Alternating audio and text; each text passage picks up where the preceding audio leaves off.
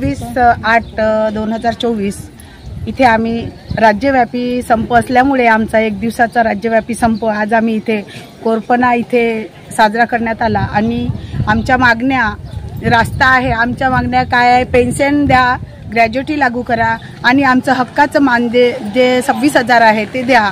आम्ही त्यासाठी मागे 4 डिसेंबर ते 25 जानेवारीपर्यंत 53 दिवस ह्याच तहसील कार्यालयावर इथेच आम्ही धरणा कार्यक्रम करत होतो, तरी ह्या सरकारला काही जाग नाही आली आणि आमचे मानधन काही वाढवले नाही। तसे आम्हाला लेखी आश्वासन देऊन आहे, तरी त्याची पूर्तता करायसाठी आम्ही बार मोर्चे करतो, बार रस्त्यावर उतरतो, तरी ह्या सरकारला लाज वाटत नाही। आम्ही उतरतो तरी आमची एवढीच विनंती आहे का आम्हाला ग्रॅज्युटी द्यावं, आम्हाला हक्काचं मानधन द्यावं, आम्हाला जे आमच्या कुटुंब चालवासाठी लागते तेवढंच द्यावं, आम्हाला त्यांनी जास्त नाही द्यावं। पण आणि हे लाडकी बहीण काढून आम्हाला नुसतं फसवेगिरी करत आहे। लाडकी बहीण काढून आज अजित पवार सांगत आहे आता आम्ही 15,000 देतो, तर यानंतर आम्ही नाही आलं तर आम्ही तुमच्याकडून वसूल करतो। त्याच्या बापाचीच जायगिरी जशी काही तो वसूल करणार आहे, आमच्याकडून देते कशाला? फक्त हे खोटे आश्वासन आहे का, म्हणजे निवडणुकीच्या काळामध्ये निवडून आलं पाहिजे म्हणून त्यांनी हे खोटे आश्वासन देणं सुरू केलं आणि अंगणवाडी सेविकाला सर्व कामी लावून दिलं आणि अंगणवाडी सेविकाला फॉर्म भरायचं आणि त्यांना नाही झालं तर डबल डिलीट करा, या ऑप्शन करा, ते ऑप्शन करा, हे सर्व आमच्यावर जबाबदाऱ्या टाकल्या।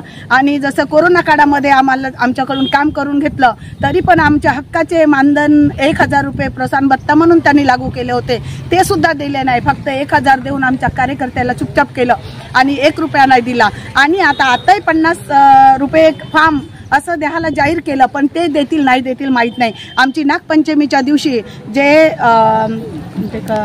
आणि भाजपचे कार्यकर्ते होते ते, आणि त्यांनी आमची पंचमीच्या दिवशी मीटिंग घेतली, तरी पण आमच्या साहेबांनी असं नाही म्हटलं का तुम्ही भाजपचे आहे आणि आम्हाला बोलवते का। आमच्या सेविका आमच्या जर अधिकाऱ्यानं बोलवलं तरी आल्या सर्व, एक जण गैरहजर न राहिला, सर्व आल्या। मी त्या दिवशी माझ्या साहेबाला विचारलं, मी यांना जॉब विचारणार, तर साहेब म्हणे विचारा। मी विचारलं साहेब तुम्ही आमच्याकडून काम करून घेता पण आमचे पैसे नाही देत, कोरोना काळाचे पैसे नाही दिले आणि आता तुम्ही 50 रुपये देतो म्हणते, हे देईन कोणत्या यांच्यावरून, कधी टाकणार? आमच्या जसे 1500 रुपये टाकते तसेच ते पण पैसे टाकले पाहिजे असं मी त्यांना बोललो। त्यांनी काय म्हणत होते तुम्ही एकाच दिवशी सगळे प्रश्न मांडता। मी म्हटलं साहेब तुम्ही मला आजच भेटले, याच्या आधी मला भेटले नव्हते म्हणून मी तुम्हाला प्रश्न विचारत आहो।